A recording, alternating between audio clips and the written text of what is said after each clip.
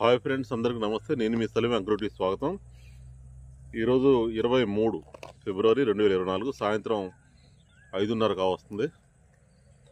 ప్రజాపాలన దరఖాస్తులు స్వీకరించే క్రమంలో అక్కడ దరఖాస్తు ఇవ్వడానికి వెళ్ళినటువంటి మన నిరుద్యోగ ఆడపడుచులు ఎవరైతే డెమోలో రిజెక్ట్ చేయబడ్డారో, ఎవరి సర్టిఫికెట్లు అయితే డెమోలో ఇంటర్వ్యూ అప్పుడు వెరిఫికేషన్లో రిజెక్ట్ చేయబడ్డాయో అలాంటి వాళ్ళు కంటతడి పెట్టుకుంటూ నిట్టూర్పులు విడుచుకుంటూ ఆడపిల్లలు అక్కడ ఏడుచుకుంటూ మగ సోదరులైతే దిగ్భ్రాంతిని చాలా డిసప్పాయింట్ గురవుతూ ఏం చేయాలో తెలియని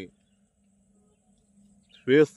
నిజంగా చెప్పాలంటే అది మింగలేక కక్కలేక ఎంతో బాధాకరమైనటువంటి సందర్భంలో ఒక చిన్న వీడియో ఒక సోదరి అన్న ఇది చూడండి యూట్యూబ్లో వీడియోని ఒక ఛానల్లో పెట్టిన 2 నిమిషాల వీడియో నాకు పంపించారు. నిజంగా చూసా నేను. ఇక్కడ మన నోటిఫికేషన్ ప్రకారంగా సర్టిఫికేట్స్ ఏ కోర్సులు అయితే చెప్పారో ఆ కోర్సులోనే సర్టిఫికేట్ మనం తీసుకెళ్ళాం.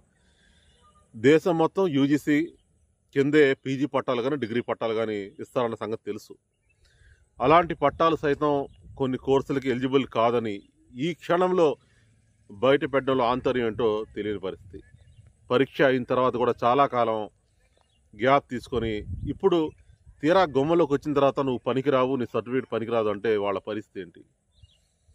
వేరే ఉద్యోగాలు ప్రిపేర్ కాకుండా మీరు నోటిఫికేషన్లో ఎలిజిబుల్ అన్నారు కాబట్టి ఆ కాలం మొత్తం మీ ఉద్యోగ పరీక్ష కోసం మేము వెచ్చించి కష్టపడి మార్కులు తెచ్చుకొని ఇవాళ 1:2లో ఉంటే మేము ఎందుకు రిజెక్ట్ చేయబడ్డామో, మా సర్టిఫికేట్లు ఎందుకు చెల్లవో కనీసం చెప్పే నాదు లేడంటే ఇక అంతకన్నా దౌర్భాగ్యం ఏది లేదు. జవాబుదారితనం అనేది కొత్త ప్రభుత్వంలో మెల్లమెల్లగా కనుమరుగయ్యే సూచనలు ఛాయలు కనిపిస్తున్నాయి. మళ్ళీ గుండె యొక్క లయ తప్పే పరిస్థితి, అంతటి భయాన్ని కల్పించే పరిస్థితులు నాకు అనిపిస్తున్నాయి. అలాంటి పరిస్థితి రాకూడదని మనం ఎవరికైతే ఓటేసామో అలాంటి ప్రభుత్వంలోనే మళ్ళీ బుడిబుడి నడకలు పడుతున్నాయంటే ఆశ్చర్యపడాల్సిన విషయం.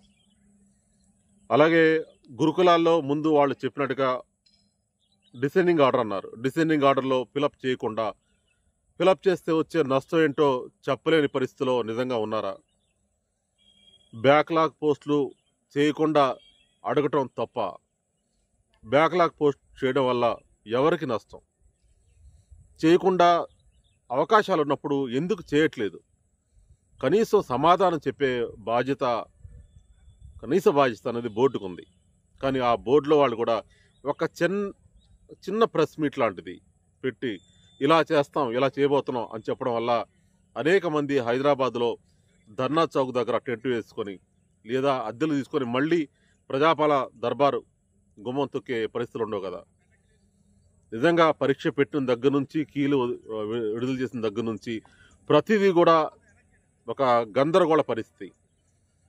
వెరిఫికేషన్ అప్పుడు కానీ, సర్టిఫికేట్స్ రిలీజ్ చేసినప్పుడు కానీ, డెమోలు తీసుకోపోవడం కానీ, డెమోకి మార్క్స్ పెట్టడం కానీ, ఇవన్నీ చూస్తుంటే ఒక భారీ ఫెయిల్యూర్ అని చెప్పచ్చు. ఈ మొత్తం కూడా రిక్రూట్మెంట్ చేసే క్రమంలో ఎంతో కొంత నైతికత కోల్పోయారన్నమాట గట్టిగా చెప్పచ్చు. ఎప్పటికైనా సరే బోర్డు ఎవరికైతే డిఎల్ జాబ్ వచ్చిందో వాళ్ళ నుంచి ఆ ఫామ్ తీసుకొని 6A ఫామ్ తీసుకొని ఆ తర్వాత 1:1 జేఎల్ పెట్టడం, అది కూడా సెలెక్ట్ అయిన తర్వాత వాళ్ళ నుంచి కూడా ఆ ఫామ్ తీసుకొని పీజీటీ రివైజర్ లిస్ట్ పెట్టడం, అది కూడా అయిపోయిన తర్వాత మళ్ళీ వాళ్ళ నుంచి కూడా ఆ 6A ఫామ్ తీసుకొని రివైజర్ లిస్ట్ పెట్టడం చేయడం వల్ల ఎవరికి వచ్చిన నొప్పి ఏంటో నాకు అర్థం కాదు. ఎవరు నష్టపోతారు? మనమే నష్టపోతాం అలా చేయకపోవడం వల్ల.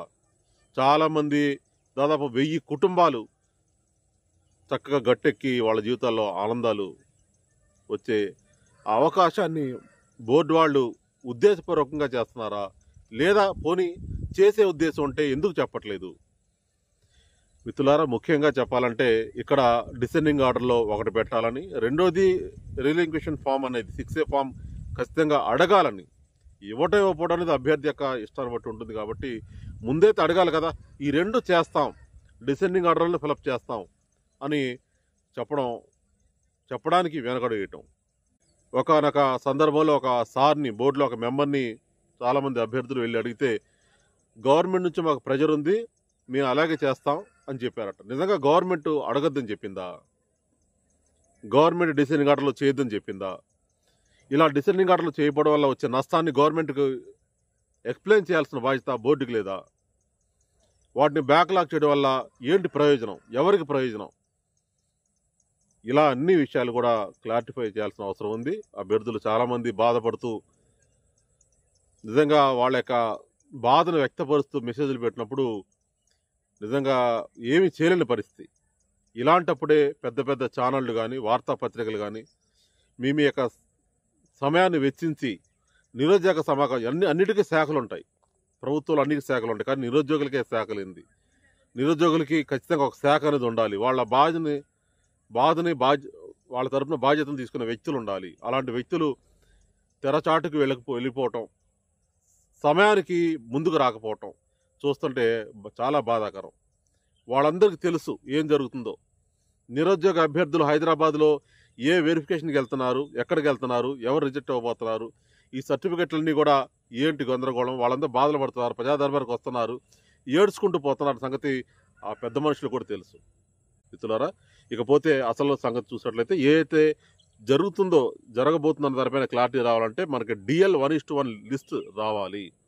DL 1:1 లిస్ట్ వచ్చి వాళ్ళకి అపాయింట్మెంట్స్ ఇచ్చే రోజు కానీ మనకి ఏంటో తెలియదు.